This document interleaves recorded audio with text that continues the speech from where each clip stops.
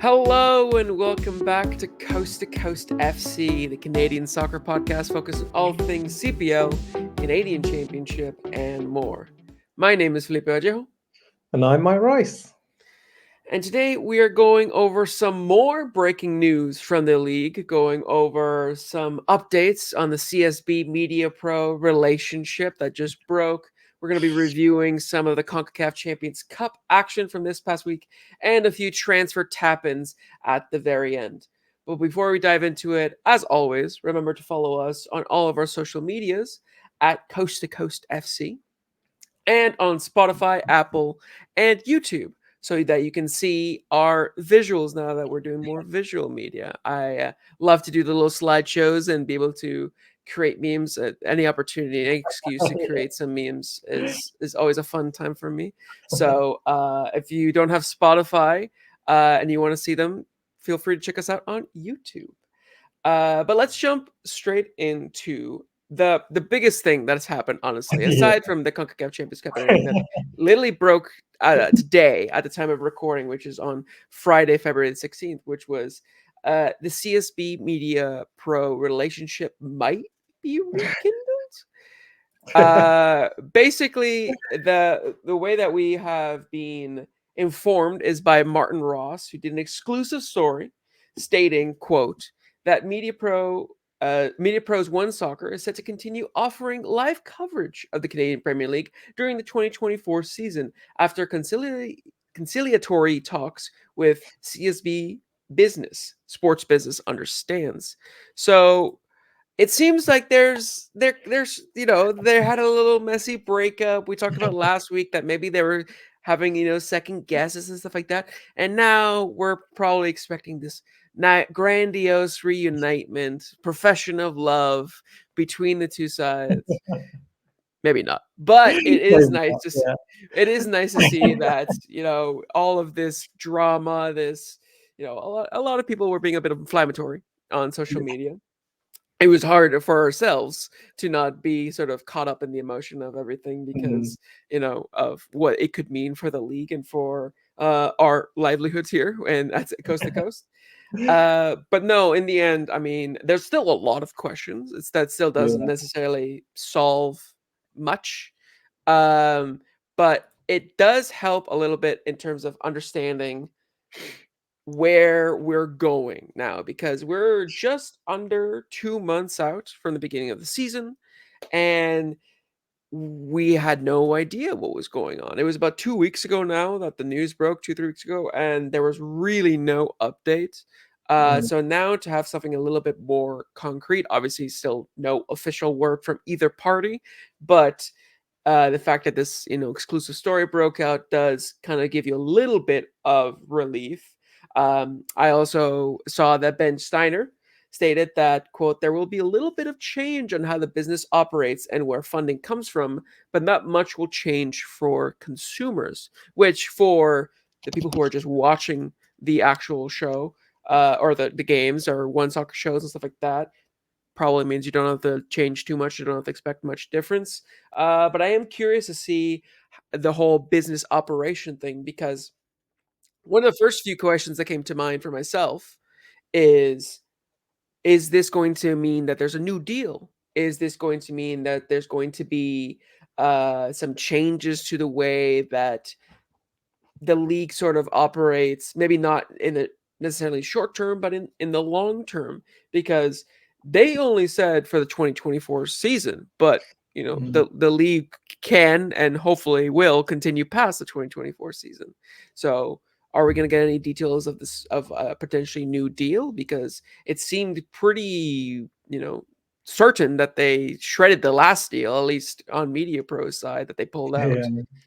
Does this mean that there's still a court battle going on? Did they settle it out of court? It's a lot of it was a very messy breakup. So you kind of can't just put a Band-Aid over and expect everyone to forget. There's still gonna be a lot of questions. There's still gonna be a lot of queries about what happened and B, what's changed, because you don't have a messy breakup like that without and then go back to normal there something has to give, something has to change. So it's gonna very exciting time. But for you, Mike, looking at everything that we've just sort of learned from today in this article and a lot of the responses from people, how do you see now the league shaping up, especially with what the promise of broadcasting deals was and all of the drama that ensued after the original news broke?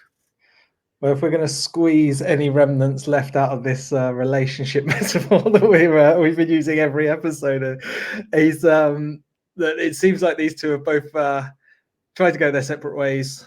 It's like a couple have then downloaded Tinder, gone out to the bars, and they've had no matches. No one's bit while they're out, and they've gone back, and they've probably had a little think about themselves. And like a 40-year-old me, it's a bit like, oh, actually, the beer belly's not great, so maybe we need to slim down. Maybe we need to get ourselves in shape before we go out again and start looking to find new suitors. And I think that's what it's for both of these. Mediapro haven't got a great. They've got huge bumps in their reputation from what happened in France and what's happening here now. They need to try and, if it is just for this 1 year, they need to try and make sure that they're a product which can then go and get other work and other contracts in other areas around the world from what they do. And the Canadian Premier League and Canada Soccer, they need to sort themselves out and make themselves a desirable product again, where companies that are the broadcasters, the production companies, everything like that, they need to make themselves a product that they're going to want to work with. And it's not just what we see on the pitch. It's not just about bums on seats in the stadiums. It's also about how they conduct their business. And I think that's one thing they need to get right this year. They need to ensure that things are running smoothly. They need to ensure that no matter what is going on between them and Mediapro throughout the year, that it's running professionally and it's running smoothly. It is a lot to ask, though. I mean, obviously there was the news the other last week of Dino Rossi quitting Canada Soccer's board of directors because football doesn't like that, and that's the problem. I think that we've got is there's a real mix in what people want, who are trying to build the game, when it's mixed in with some people who here just want to be earning a bit of cash. And it's not that they're trying to make like Canadian soccer profitable. They're just trying to make themselves richer. I don't know. I'm purely speculating. This is just pure speculation. But they need to make themselves more appealing to broadcasters, and they've really struggled domestically. I mean, you've lived in Canada and you've experienced all these channels and broadcasters that just don't care. And One Soccer's been here and it's been fantastic for us, like to get the chance to watch it. But there's got to be now. It seems like we need to find something in the middle. Those domestic companies, Bell and everything like that, they're not going to jump at it. They haven't. They had the chance. They didn't want it. Now CSB needs to find someone that's another step. So okay, Mediapro, we've done this. It's not working. Like they're not happy. Neither of them are happy. It seemed pretty clear. They need to do something to get to the next step to try and build further. And we just don't know what that is. I mean, like, what is that? That's exactly the question, where it's like, okay, if this is just a short-term sort of fix to sort of like how you said, where it's like maybe it's not best for either of us to leave things like this so late, and with the season starting, everything, we need to maybe rebuild a bit of reputation. Maybe we need to have more time to plan. So let's just do some short-term fling, and then we'll look for better opportunities elsewhere. But that doesn't still sort of answer the question. It was like, okay, what is the next step? Even if it is Mediapro, it can't go back to necessarily how it was. So what are the changes to make it go to that next level where both parties are more satisfied, at least in the short term, potentially in the long term? to make it a more desirable product. Because let's be honest, one of the things we were saying before, why it made a little bit of sense for CSB to cut with MediaPro, is that we didn't see on any major streamers or major channels in Canada, the likes of Yeah. Sportsnet and TSN, and for catching the interest of Rogers or Bell Media. They just had to stick to One Soccer and Fubo, and I think Telus Optic had their channel as well, but it wasn't that much. And No. so they need to appeal to grander audiences. That hasn't changed throughout this entire debacle. It Mm. hasn't at all. We still need to get wider coverage. And the quality of the product that we get from One Soccer, you can say what you will about the personalities and stuff, but it was a good product. It was Yeah. dedicated to the game. It was highlighting, players and stories and narratives throughout the league that make it more enticing. It just wasn't Mm. reaching enough people. And No. that's something that CSB and MediaPro need to work on, or at least sort of set building blocks so that maybe MediaPro can then leave and then feel like they have left a project that they can show on their resume and Mm. not have to paper over like what happened in France. And Yeah. CSB can then have something that they can actually have a bit more planning with, something a bit more concrete, to maybe take that next step, to maybe entice eyes from other of these broadcasting Mm. monopolies that exist in Canada. We don't know. I mean, for the better of the league, that's what I'm hoping. Yeah. But it's still like, I mean, in the next few weeks, it could be very telling, because throughout this, once we learned that One Soccer had CONCACAF, One Soccer continued a couple of wry jokes alluding to the Mm. situation, but Yeah. they have just kind of gone and Yeah. continued business as normal. And Yeah. everyone's like, oh, okay, And I think sure. that's the big thing that's stood out, is that they just carried on business as normal. It's not like so many people probably didn't notice, like, unless you're really following social media or you people like through word of mouth, because they just carried on like nothing had happened. We'll put this on, and that's one of the biggest issues. They're just carrying along, and they're not growing. Like, okay, we'll put this on, there you go.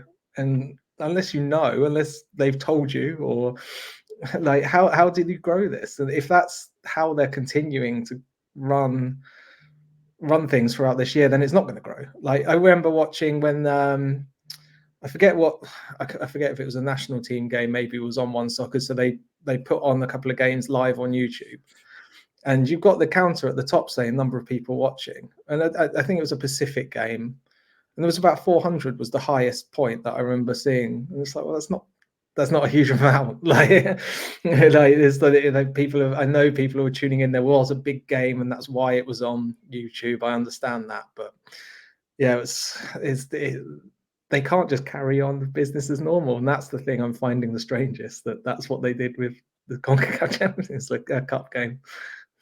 Yeah, I mean, to be fair, I think for the employees at One Soccer, I'm sure literally a few days before, they thought they were out of the job, Mm. and then the probably the higher ups were like, "Nope, you're still going. We got CONCACAF. Go back." Yeah, You don't really have time to switch things up and kind of try to evolve the product in yeah. such a short time frame. You kind of have to be like, well, let's just do what we have been Yeah. doing, Do you and think they then advertised more? Like, I don't know what it Mhm. was like in Canada. I don't know, like, what you guys had at home, but there wasn't really that much broadcasted over social media. They didn't pump out any like reminders every so often of like, oh, this game's coming up, like, oh, you can watch it on One Soccer. That wasn't coming out. Like, follow them on Twitter, follow them on their social media accounts.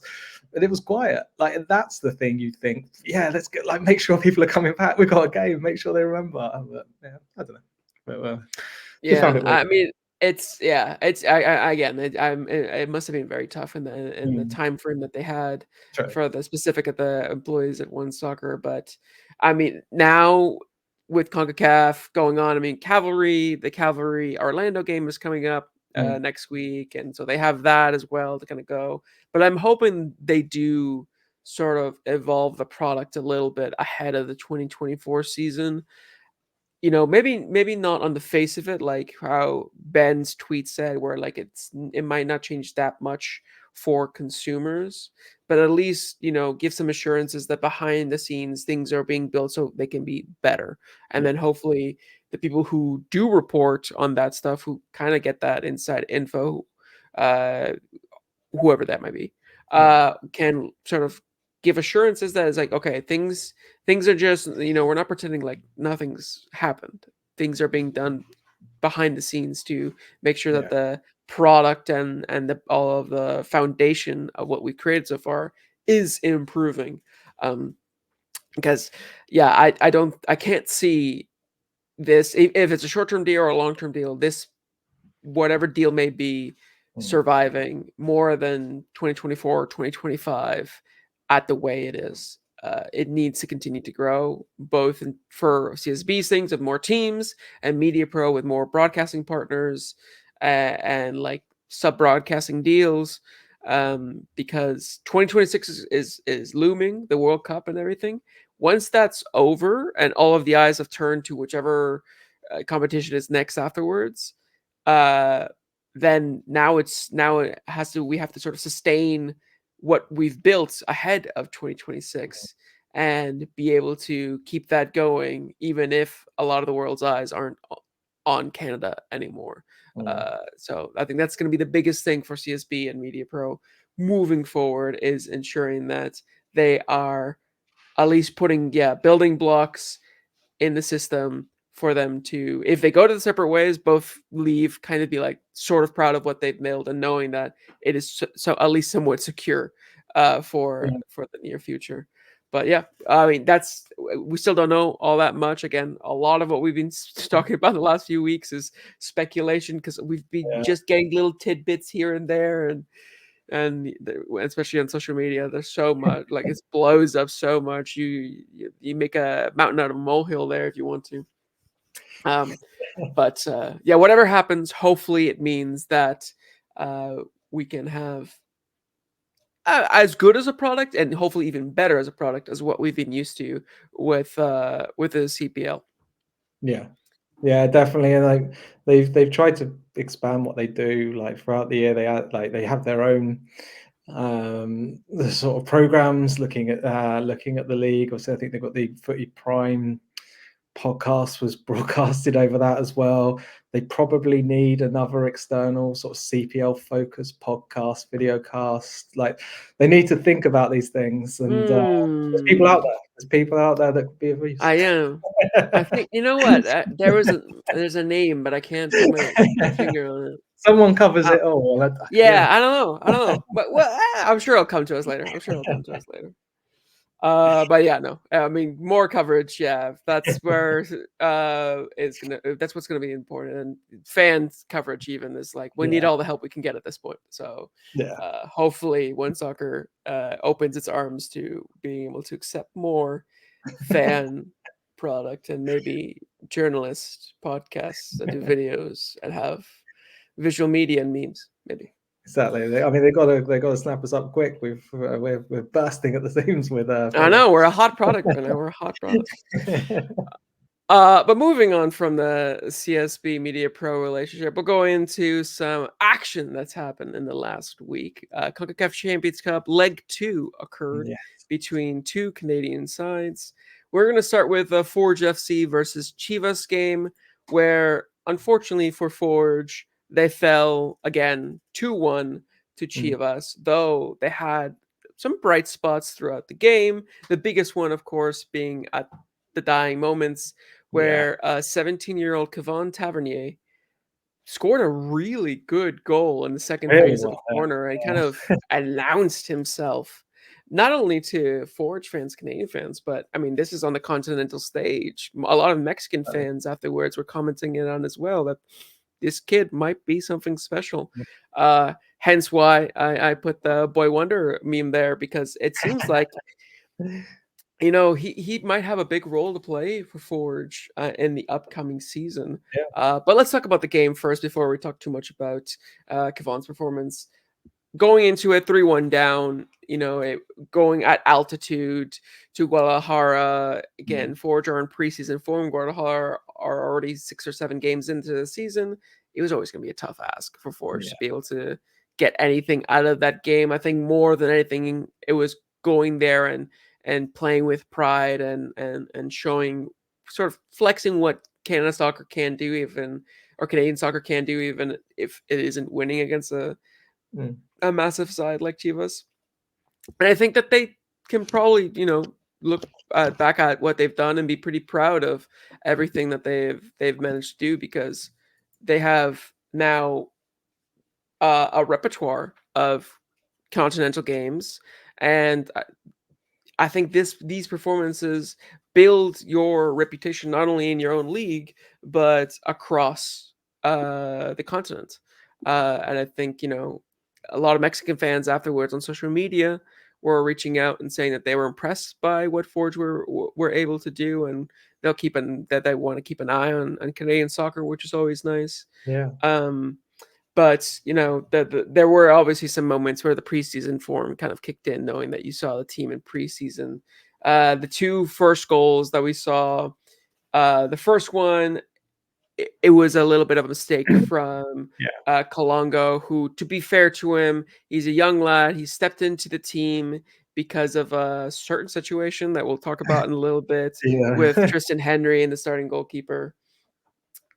And you're literally thrust into the firing range against a huge Mexican side, and he did fairly well in the first leg, and this second leg, corner comes in and can't get his hands on the ball. It's a wet, slippery pitch and everything. It bobbles out. They get the tap in, and it's 1-0. And inside 10 minutes, that's kind of the worst case scenario for Forge. If there was going to be any hope for them to be able to come back, they had to weather the storm for the first 15-20, then try to get a goal back in the first half, maybe set up a nervy second half where if they get a goal back, then there might be hope. But in the end, that first goal kind of already swept the wind under the sails. Yeah. But again, I think Kalongo overall had a good performance, made some nice saves through the game. I know you have your reservations a little bit on the second goal with him as well. Yeah, do you think he could have done better on the second goal? Possibly. I just feel like maybe because of how the first goal came about, as he parries something down but puts it into a dangerous position.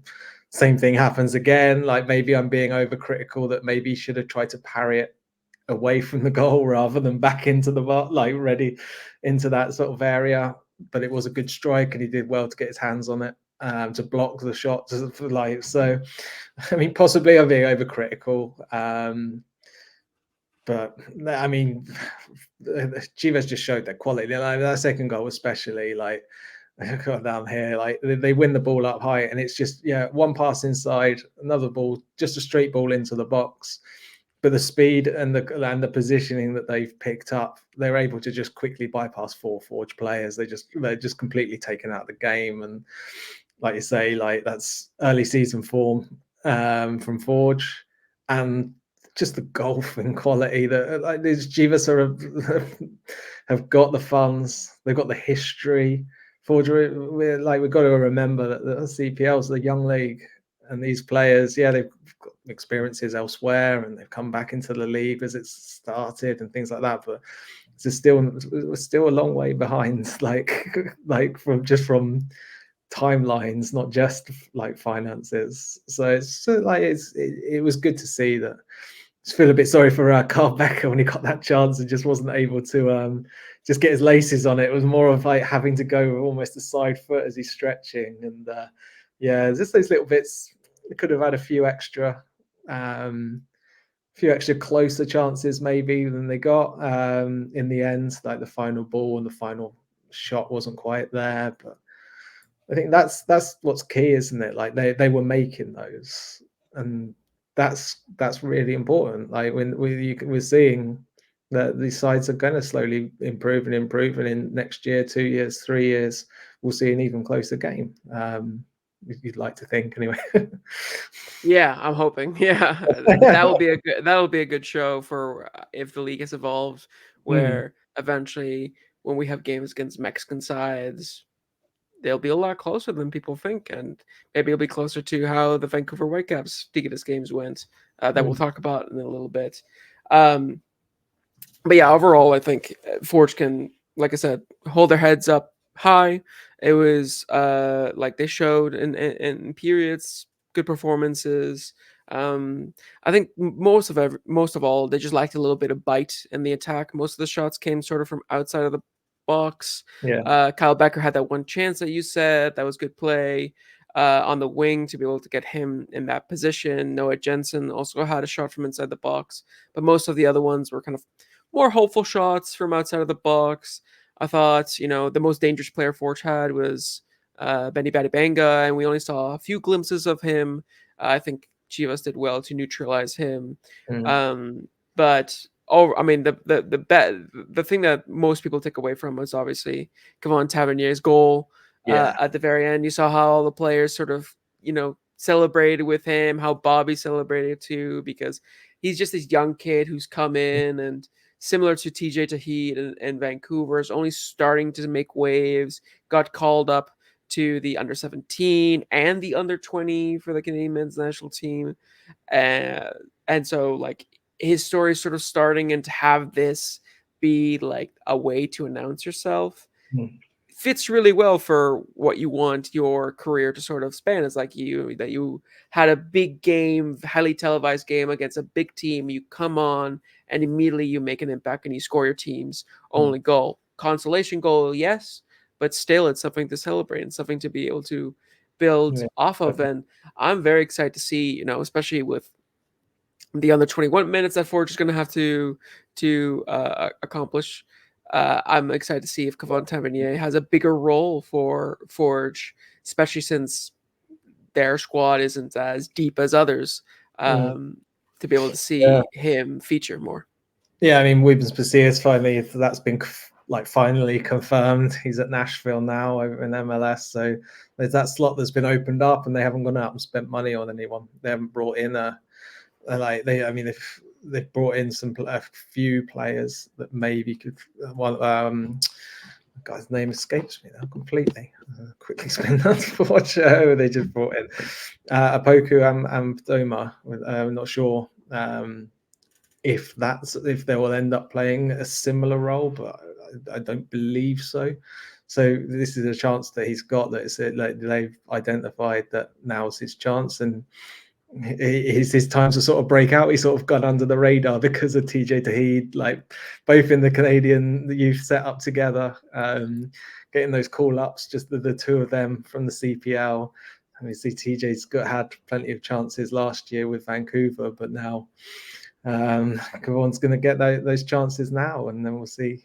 It'd be really exciting to see how he gets on, and we see some of these young players coming in with the bigger teams, not just the expansion sides and Valor. Yeah, exactly. No, I'd be that's actually a great point. It'd be great to see some of the bigger teams putting a bit more trust in the youth, not just doing it to accomplish the 2,000 minutes, but actually putting in more so that we can see what the CPL is for, which is growing young Canadian talent and having them have a platform for them to sort of grow and flourish and be able to take that next step to bigger leagues elsewhere. And then maybe down the line, 10, 15, 20 years, we can think about maybe keeping them Mm, and making the Canadian League itself be better.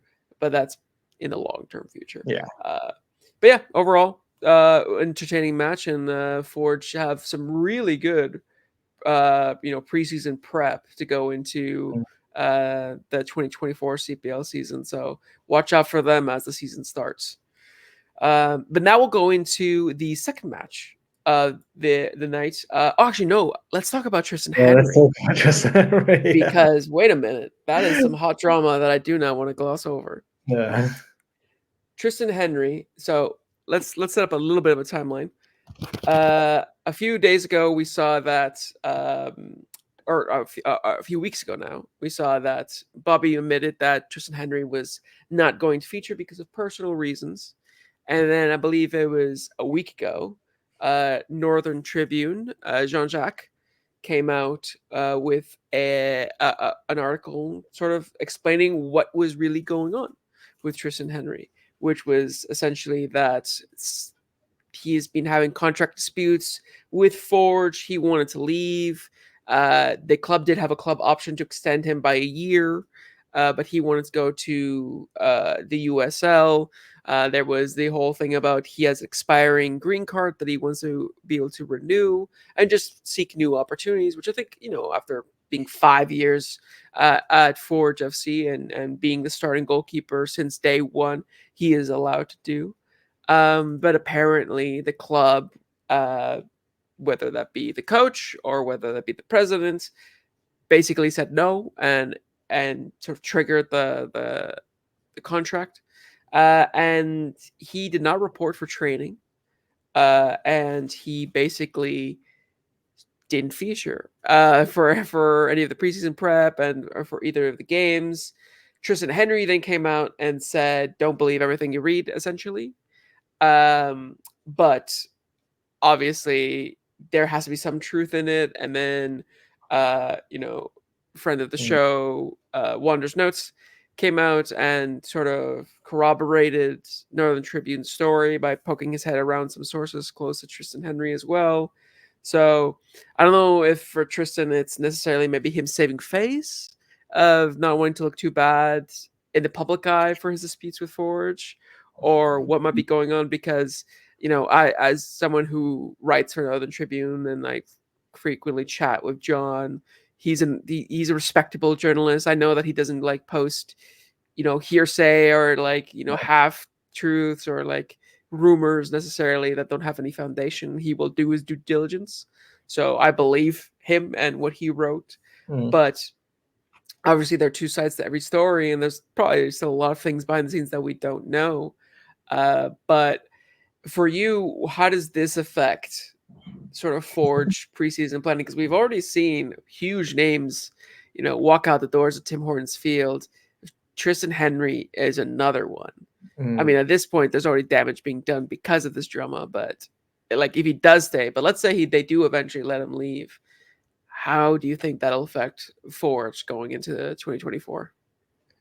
Yeah, it's going to be a tough one. But I mean, from the Forge perspective, Kalongo hasn't done bad against Chivas. So they'll probably look at that and think, okay, well, he's not got the experience. There's mistakes in there. We saw Pacific get by last year at times with Gazdov, who had his mistakes, and they've helped him through the year. And yeah, it's been rocky, but they got themselves in the playoffs.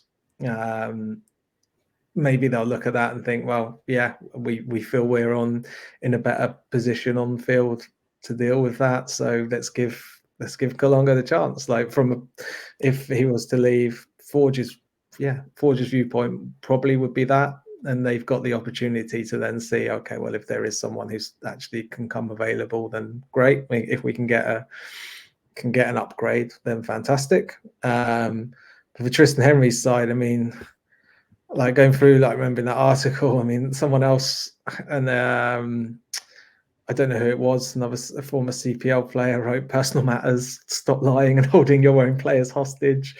I mean, there's issues going on, and this is something we both mentioned when talking about our thoughts on Forge going into the season and how this doesn't feel like the same. Yeah, we've got to make a few changes, but with Forge, everything will fit the machine and it'll carry on going till next year. This year's felt different, and now this coming out is another sort of big sort of like it's just another big sort of whack to the foundations of this building. That's like it's just it makes it feel a lot less secure.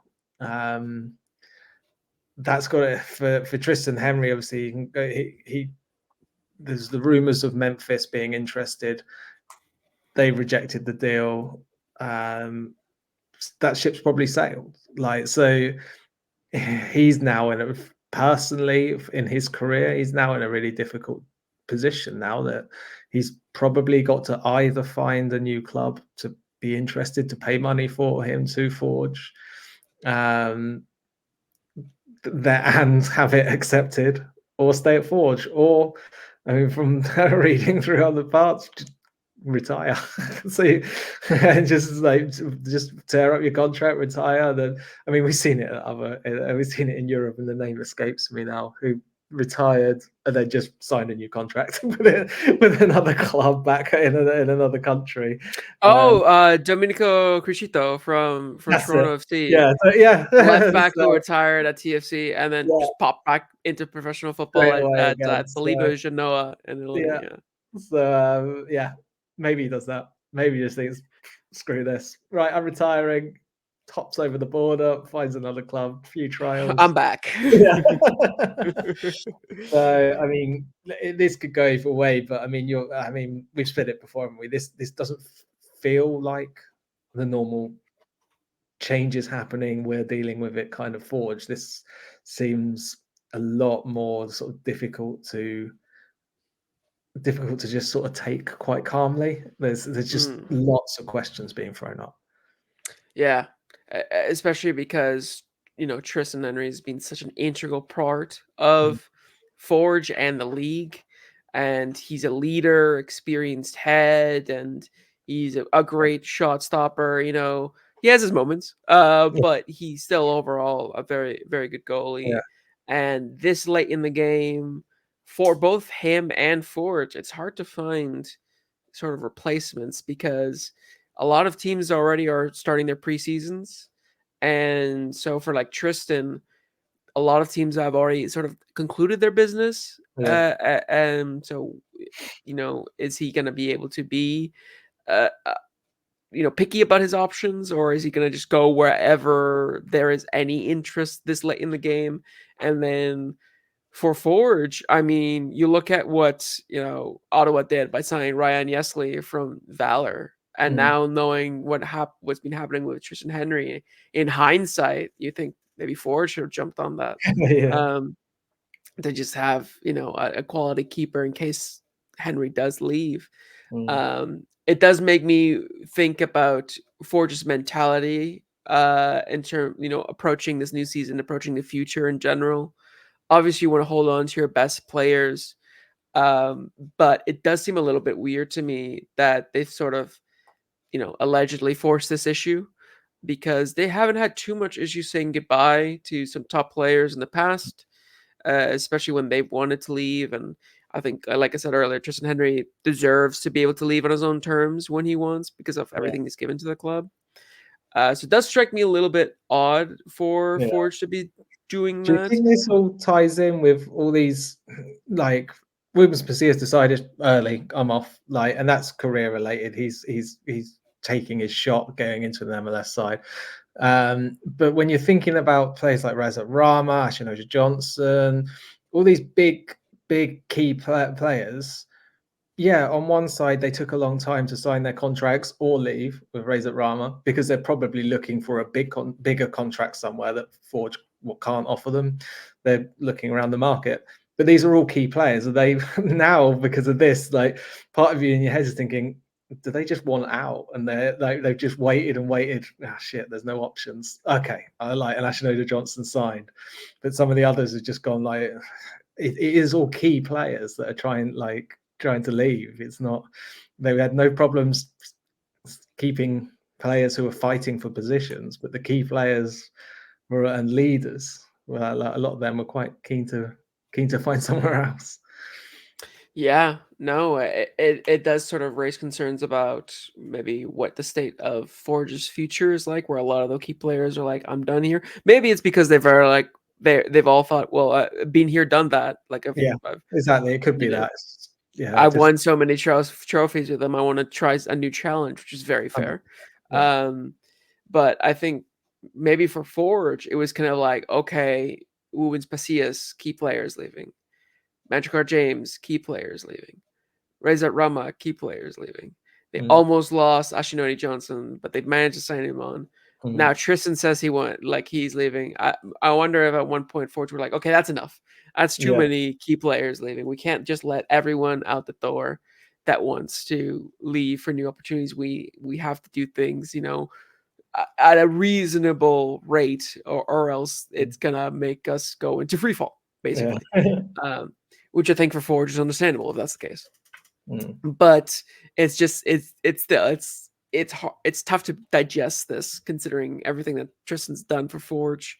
Yeah. And I know one possible thing that was mentioned by Wonders Notes was that um, maybe a loan move is the way to go Mm. for uh, for for Tristan, and maybe a loan move to a USL Championship side. Maybe just a short one, maybe just like a 6-month loan. I don't know how long Yeah. you have to stay to renew your green card. I Yeah. don't know anything about No, that's American, yeah. that stuff. Um, but maybe it's just a loan for him to be able to secure that, and then he can come back to Forge and rekindle something, or maybe it's just so that Forge can sort of, not necessarily lose him for free. Mm. He can keep it, like if it's an extra year, he can go to the USL Championship side for 6 months, come back, then they sell him on Mm. while he's still under contract. Maybe that's a short term solution that they can do in the meantime. But yeah, either way, it's a tough situation. Lot to keep an eye Uh, on. yeah, lots to keep an eye on. And for Forge fans, I mean, they've been going through it this off season, because before they always said, yeah, Forge will just keep forging on, Mm. but like you mentioned, this one actually feels different. I know we say that every year, but this one actually feels different in terms of what's going on, just because Yeah. there's like these are some big players going out, and the players coming in, like you said, Opoku and Elimana Cisse coming in. Cisse we know of because he's been here before. He was a solid midfield. Um, Poku Ampadu, who was his name? I think it was, or I forget exactly how to pronounce his Yeah. name. And Uh, Poma. Ampoma. Okay, that was one. The Opoku Ampoma. Um, he seems like an exciting player, but we don't really know all that much about him. But it's enough for them to stay at that consistent top level that they Mm. have been showing in the last 5 years. Who knows? We might go, look back on this in a year and be like, we were fools to ever question them. Just like every Mhm. other year, Yeah. we might question them. But very interested to see how things unfold for Forge and with Tristan Henry ahead of the new season. But now we'll actually move on to the other CONCACAF Champions Cup match, which was between the Vancouver Whitecaps and Tigres. And for those who saw the visuals last week, I did a Goku versus Vegeta meme between them. And this one, Goku has beat Vegeta because Tigres have beat the Vancouver Whitecaps in what on paper looked like a resounding 3-0 win, but for those who watched the actual match know that it wasn't the case. I think it was mostly just Vancouver Whitecaps doing very, very well in the first 55 minutes of the match, and then tired legs, preseason form kind of kicked in the last 35, and that's where Tigres sunk their teeth and just were very Yeah. clinical. This is a game that's for me, I saw a lot of positives from. There's a lot of flashes about what Vancouver Whitecaps can do. We saw the result at Starlight Stadium as well in the 1-0 draw, that they can go toe to toe with the Mexican side. I do think, maybe I'm a little biased, but I do think that were the Whitecaps in similar form, 5 or 6 matches into their season, and all their players at that match sharpness, I think with the Whitecaps probably could have won the tie, especially with all of the chances they created and everything. Um, so I mean, it's great to show where the Whitecaps are and where a Canadian club is sort of, at in terms of competing with some of the big boys from other countries. But yeah, overall, looking at the goals, a little bit of luck on the first goal, going out the crossbar and dropping.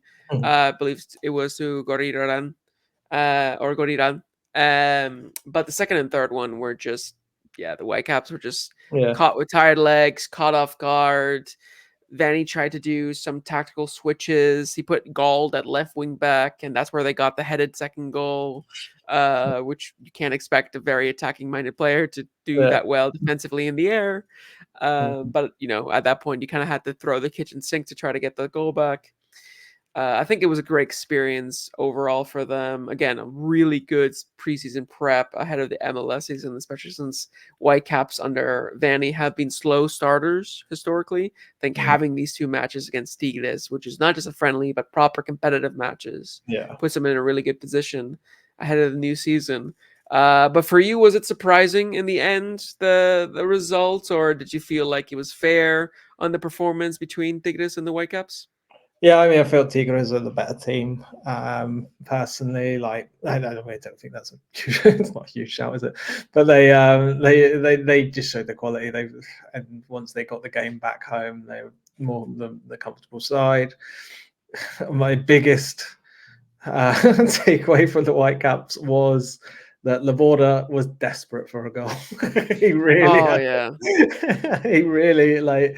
I think he's looked quite confident going into the season. Obviously, he's going to get that chance in the back three rather than being shoved out to right back. And he was, yeah, I mean, he's full of confidence. But yeah, maybe he should have calmed it down a little bit and maybe laid it off with his back to goal. But hey, who are we to say?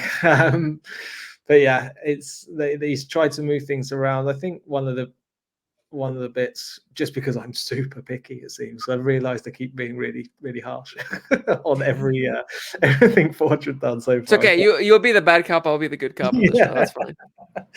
But I think that all those changes and the moving players around and things like that is a big sign of Annie Sartini just working out what he's doing with some of these players.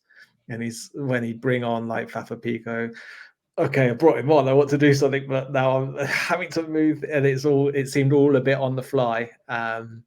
So like some of those bits. So, but I mean, that's just being super critical. Like this is their first, two competitive games in. They've had their little training camp in Marbella, but that's it. So these players need time to like form partnerships on the pitch and things like that. So it's a good, yeah, like you say, great start of preparing for MLS. It's just a shame for the Whitecaps, who probably would have hoped for a slightly kinder tie, so they could have had a few extra Mm, games in this tournament. mm. No, genuinely, because I mean, if they would have been able to beat Tigres, the next opponent, whoever comes out of Orlando City and Cavalry, Mm, which you would feel like they would either be favorites or they would be sort of tied yeah, in terms of who might progress, and then then they could go farther into the competition. But yeah, it was always tough against Tigres, and yeah. I think they can be proud of what they've been able to accomplish. Another huge thing for me was seeing some really positive glimpses from the new signings that the Whitecaps had in Demir Krylak and Fafa Picault. Demir Krylak in the first leg looked really good, scored that goal, looked pretty sharp considering he just joined the team a few weeks back. Mm, And then in this game, Fafa Picault came on and showed a lot of promise. He was a lot more direct. He was a lot more threatening than what the Whitecaps had at the moment, which is good, and seemed like the most dangerous player on the pitch. It was sort of at the cost of Ryan Gauld, and eventually that did backfire a little bit. But I yeah, think if any manages to find how to fit these players properly in the right formations, he's admitted before that he's willing to adapt and change to have some variation of three attackers, whether that be a striker and two inside forwards, two strikers and a 10, god forbid a striker and some wingers. yeah, Maybe then once he figures that out, then he'll have a much more well-rounded attacking unit for the start of the season. But yeah, a shame overall, especially as someone that is a fan and covers the Whitecaps, and not be able to cover more continental games.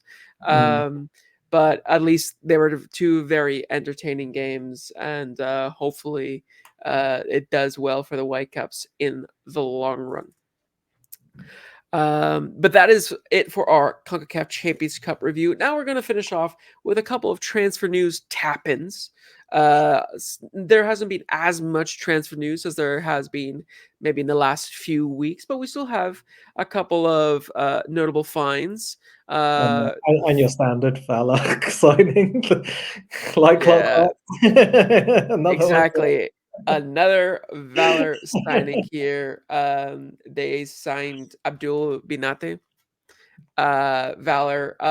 Yeah, I believe he said made 3 appearances. Mike, you said he maybe had 15 minutes of pro Yeah, about 50 football of under them. his. So I know the CPL by numbers guy put out a message saying, I'd love to do so, but there really is not enough minutes and stats to be able to make any sort of visual from this. So it'd be interesting to hear from people who have seen him.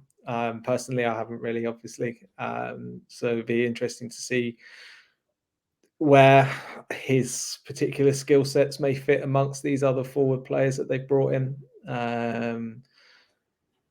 Phil Dos Santos hasn't been shy bringing in young players and giving them a chance. So he could well see Benate as being another one of these players that he's quite happy to throw in the deep end and feels he's ready for it. He could be another player who's on the bench and the backup for long periods of this time and doesn't get a huge amount in this first season.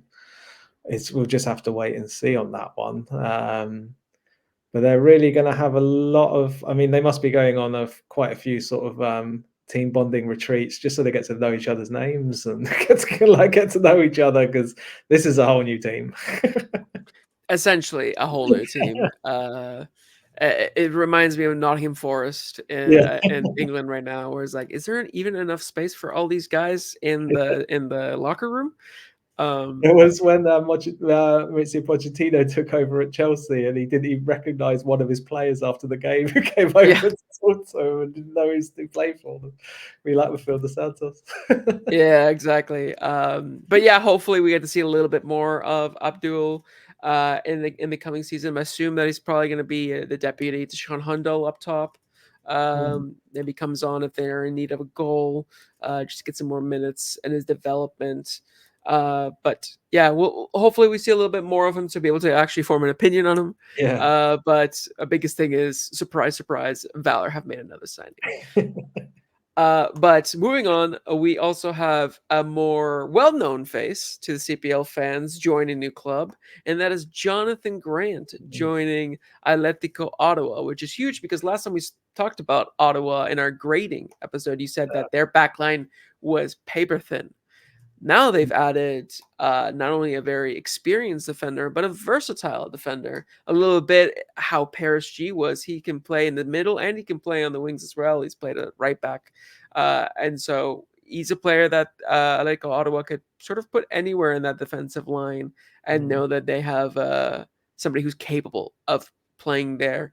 I think after a stint at York United, he is due to have maybe a club that can favor him a little bit more, since he was sort of in and out with York United. Yeah, had a few injuries last year, didn't he, as well? Yeah, hopefully he Um, has a less of a tough time with his fitness and with his injuries, and we can see a more full season with him. But yeah, does that quell your worries a little bit and boost up your grading for Ottawa now?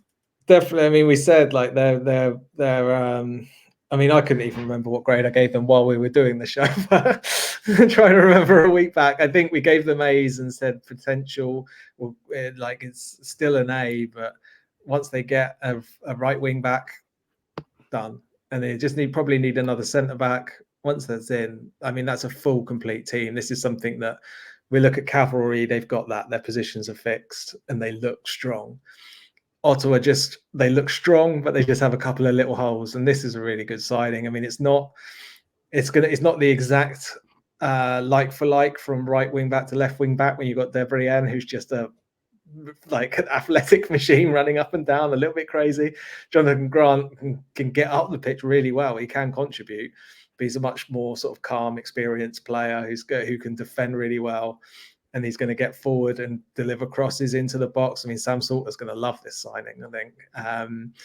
And I think he's going to just fit in. I mean, they've lost John Anthony LC, obviously, and Carl Howarth, who are often playing on that sort of right side. I think he's a great addition. And if he can stay healthy, it's really, they're going to, I think Gonzalez is going to really enjoy him being in the team.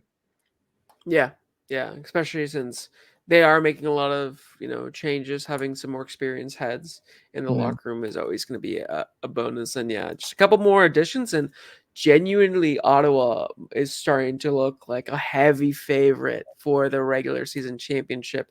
Can they replicate what they did 2 years ago? We'll see, but they have some high profile players that might be convincing a lot of people that they can go toe to toe with the likes of Cavalry and Forge, especially Forge losing a lot of big players, Pacific losing a lot of big players. They're looking like strong favorites, at least for me right now. I mean, you talked to, I'm sure if you spoke to any other manager in the league or the 7 other managers, they probably wouldn't like to say it, but I think most would be really worried about. I think they'd all be really worried about what Ottawa are putting together going into this season. Yeah, exactly. And now we're going to move on to some Vancouver FC news. They have made a signing and have had a departure. Ibrahim Bakare has left Vancouver FC, and in his stead, they have signed Jose Navarro, a Mexican attacker from UNAM Pumas's academy. There's not much known really about him. He mostly played, or virtually only played, for the academy sides, the under 20 and under 23. He had one professional appearance back in July of 2022, but he's mostly just been in the academy sides. There wasn't even that much given in terms of context for his in the media release. He had, I think, a few goals that he scored. I think he won like a championship with the under 23, but it's a player that still has a lot to show for. It's a player that certainly going to have to definitely prove himself, especially as a young attacker from Mexico. Aside from Alejandro Diaz, Vancouver FC haven't had great of history with signing Mexican attackers. With Gael Sandoval. Has been a bit as well. He's not had you can even say that. Start, but yeah, with Gael Sandoval in the past, and the 1 month loan of Christian Mares as well that we never saw in a Vancouver FC kit. But hopefully we get to see a little bit more from Jose Navarro, so we can, again, similar to Abdul Binate, form an opinion on him. But again, it's a signing that shows that they're investing in youth. Their first international signing of the year as well, since everybody else was Canadian. Everyone else was from BC, weren't they? Yeah, pretty much everyone else was from BC. So this is the first non-BC / non-Canadian signing for them. And I believe it looks like they're not done in terms of their transfers. That's what it was sort of alluded to at the end of their statement, that they were going to announce more roster changes at the end of the month. So probably not it for Vancouver FC. But a fan favorite of the Vancouver fans has left in Ibrahim Bakare. Arguably had one of the most passionate post-match interviews that I'd ever seen. I can't remember. It was a home game. I can't remember what game exactly it was, whether it was like the 1-1 draw against Cavalry or something like that. I think it was when they were down to 10 men for a while. When Rocco and very, very passionate lad, and even in the pre-match press conferences, especially against Pacific, he was always stoking the fires of the derbies. Somebody that you love to have in your team as a fan, and from what I've heard from fans as well, he's always great with the fans and always loved to interact with them. So bit of a sad day for Vancouver fans if you were a big fan of Bakare, but the writing was sort of on the wall.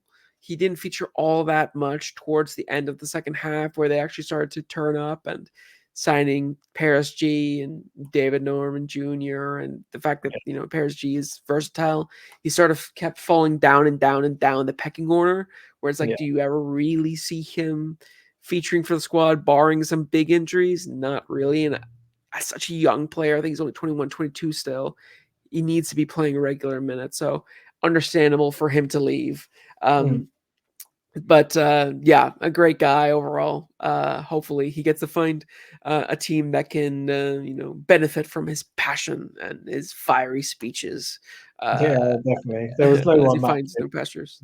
Yeah, no one matched that in Vancouver. Like the dedication he put in was, yeah, you could never question. But yeah, the quality is, as the new signings have come in, has really shown. Like his quality on the ball and things like that is a lot further below. My thoughts on Jose Navarro though, like just like you obviously mentioned Gael Sandoval. Like, from what I'm reading about this player, it's almost like he's of that ilk, that style, that positional play. But whereas Gael Sandoval was a player who's bounced around the league, like bounced around the world in different leagues and not shown the commitment, it does sound like Navarro's choosing this as the place to actually like launch a professional career, because he's not getting that opportunity, a sort of senior level professional career week in week, like, and fighting for a place week in week out. He's not had it at Pumas. Obviously he's not broken through, and he's choosing to make this big chart, like to make this big move. Like, so I think I sort of say to Vancouver fans who maybe aren't a bit of sort of not 100% sure, it's all come out of left field. I'd imagine this young player is mentally very different to what you have from what you experienced with Gael Sandoval. Yeah. And I think it also comes in with different expectations than Sandoval. Sandoval, I remember when I was reporting on him being added, comes in as like one of the most highly anticipated players the league has seen because, I think it was like 6 or 7 years ago, he was one of the hottest prospects in Mexico, had a really good breakout season and comes in, Doing an awful lot being for 6 years. compared to Kyle Becker on the level of ability that he had. And didn't really see that at all.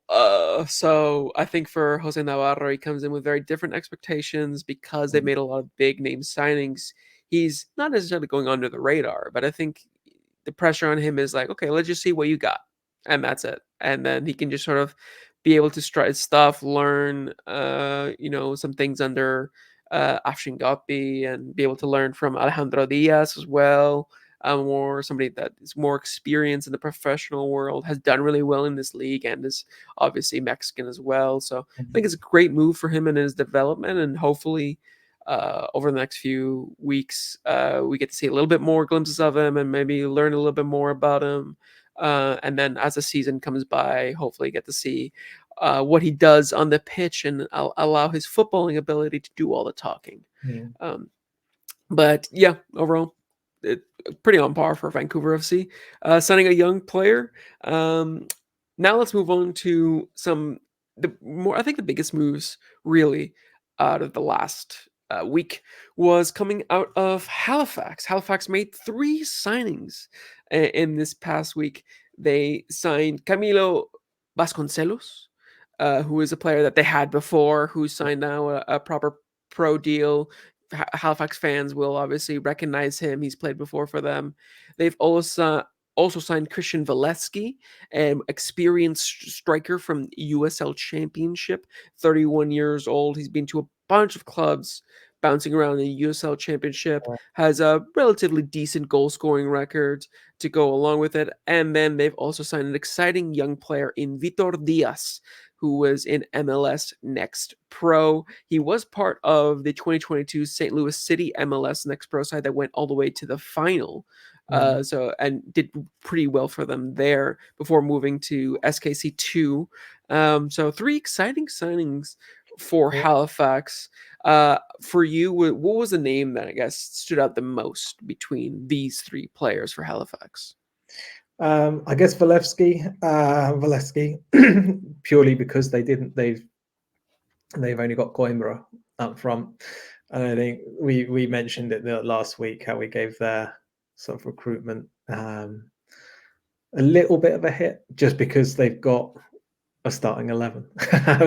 So this was kind of expected that like we'd see sort of a flurry of signings come in, and just interested to see if this environment makes Valesky a little bit more prolific playing.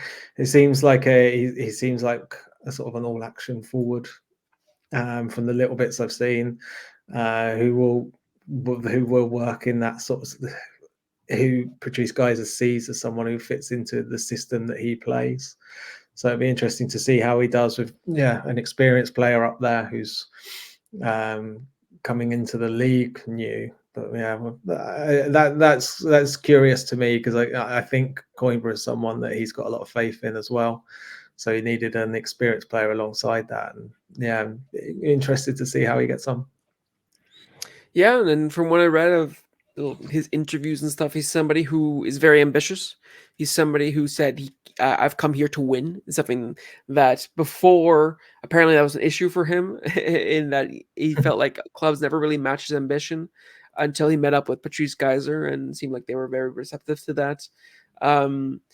That, I mean, a winning mentality, or at least that hunger to be the best, is always good for a squad to have, especially a squad like Halifax, who are sort of growing into this now heavyweight we saw last year in year one of Geyserism, that they can beat pretty much anybody.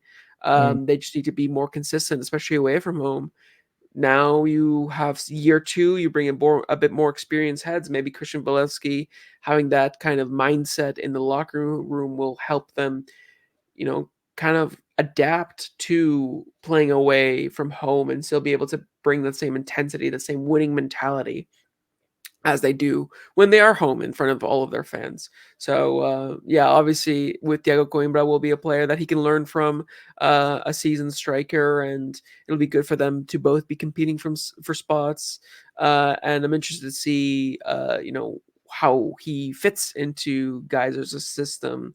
If he will be in the similar way as a link-up player, or if he will be more of a goal-scoring threat that players will want to be feeding balls into and behind. I don't, again, haven't seen much of him in terms of his highlights and stuff like that, but the contrast between the two players of Thiago Coimbra and Christian Valevsky will probably be useful for Geyser, because it'll give him different options and different approaches for how to face certain oppositions in certain situations. But for me, the one that excited me the most was actually Vitor Diaz, the Brazilian, because I actually did watch his little highlight video that I believe was on the I don't think it was a media release, but it was on the website for Halifax on the signing. And I saw also like a little bit more of his stuff in St. Louis City too in 2022, and he was an impressive player for them. I think he got it was 6 goals and 3 assists in 23 matches across all competitions in 2022. And that St. Louis City 2 side was a very exciting MLS.